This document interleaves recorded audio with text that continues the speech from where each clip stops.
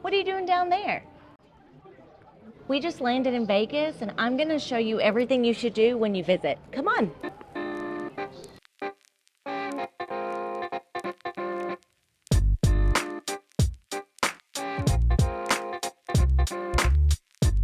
Well, I told you I would be back in Vegas, and I am. We're walking around today, so I'm gonna kind of bebop around the strip and bring to you the best tips that I've come across in these last couple of trips out here to Las Vegas. The first thing I encourage you to do is always use the monorails and the trams to your best advantage. There's a lot of walking here on the strip. I mean, a lot. I think the strip is somewhere between like 4 and 7 miles total, and everybody thinks, oh, I'm just gonna really quickly hop over across the street to this other resort, and it takes so much longer than that. Sometimes it even takes like 20 or 30 minutes for us to just walk from our hotel room down to the lobby to get out the front. So definitely try to use these monorails and the trams to your advantage. The trams around the strip are free, but the monorail does cost a little bit of money. For instance, we got a 3-day pass. We can ride the monorail as much as we want to for about 30 bucks a pop. However, if you wanted to, you can always use the trams on the other side of the strip and get to and from some of the resorts. Take some of the walking off your feet. Another thing you can do while you're here is take advantage of the free drinks while you're gambling. You don't have to do anything special. Just sit down and have some consistent play for a little while, and eventually a waitress is gonna come by and ask you if you want a drink. Tell her whatever you're looking for, she'll bring it back. Always tip your waitresses. That's my other do. Always tip your waitresses at least a couple bucks. It'll also help ensure that they come back around to give you another drink. Ladies, this next one is for you. Don't wear your heels. I did bring one pair. I'm only gonna wear it from the room down to the restaurant and back up to the room. There's too much walking here in Las Vegas. You're gonna absolutely kill your feet. Make sure that you plan an outfit like the dress that I'm wearing with my tennis shoes, or maybe some sandals that you already have broke in, and you can't take them off and walk around barefoot. You will get in trouble. They'll tell you to put your shoes back on. It's absolutely not tolerated in the resorts or in the casinos to walk around barefoot, and you can't do it outside. So wear some comfortable shoes and save yourself some pain. Now, I know in my Las Vegas don'ts video, I was talking about not renting a car, because if you're staying on the strip, you're not really gonna get a lot of use out of it, and you're gonna waste a lot of time sitting in traffic. But I would recommend that you do rent a car if you want to take a trip outside of Las Vegas.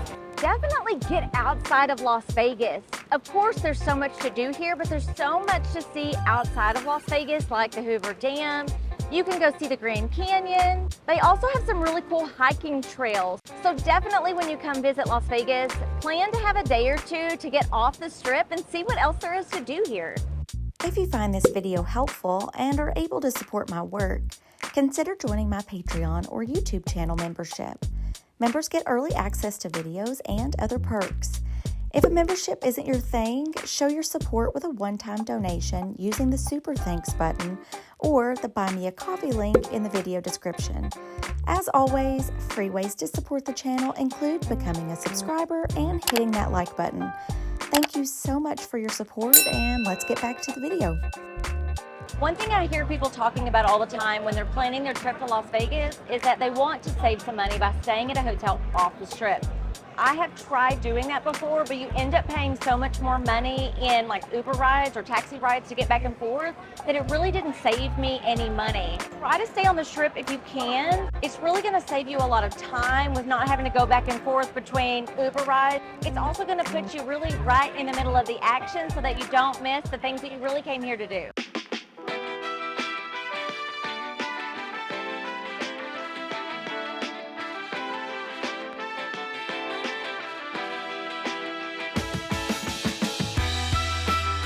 If you plan on spending a lot of time at one resort or maybe one chain of resorts under the same parent company, be sure to sign up for their free rewards program.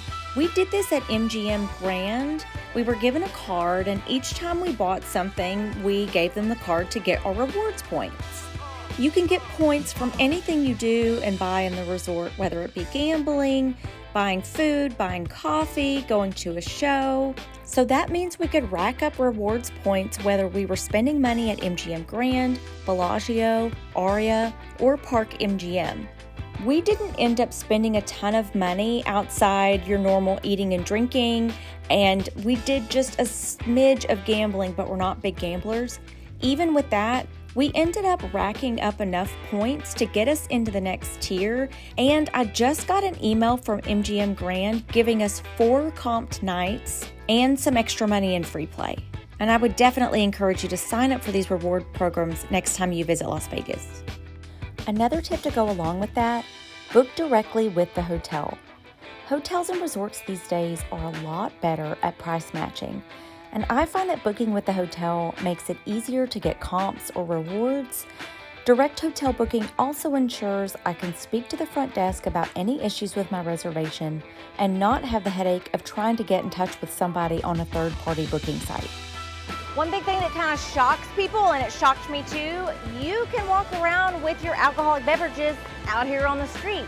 But there is one rule, no glass. When you're walking down the strip in Las Vegas, you can only have like plastic containers or aluminum cans, whatever you bought your drink in. And normally if you're gonna buy a drink here on the strip to go, they're definitely gonna put it in the right container for you, but just keep that in mind.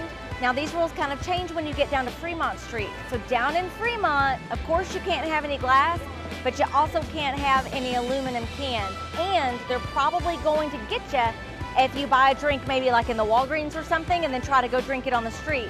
You can only drink down in the Fremont Experience the beverages that you buy down in the Fremont Experience. This is kind of a bonus tip for you. Yes, I know that Las Vegas is like Sin City and there's open containers and everybody's having fun, but it is technically illegal to be absolutely drunk here. And you can get arrested if you're found to be very much publicly intoxicated out on the streets. Try to drink responsibly when you come here. That's not easy to do. One very important do when you're here in Las Vegas is to try to save a buck. Things are expensive here. It's just how it is. You may pay 10 to 15 to 20 bucks easily for a drink. One thing we found here in New York, at the pizzeria, you can get a slice of pizza and a beer for 10 bucks. In the comments below, tell me, do you fold your pizza when you eat it? Do you eat it flat? Or do you eat it with a fork? Tell me down in the comments. I'm a pizza folder. Fold it, you can walk with it.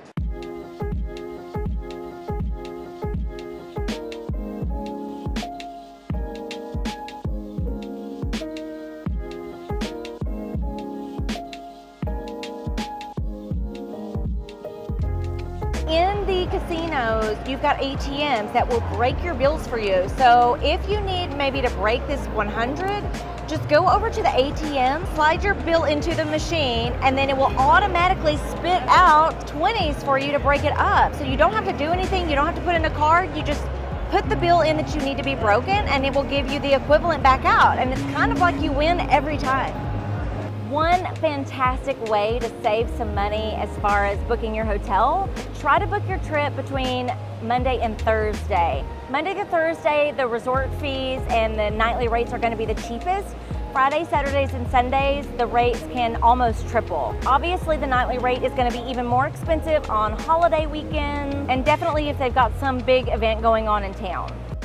When it comes to gambling in Las Vegas, do understand that these casinos do things to keep you awake and gambling longer.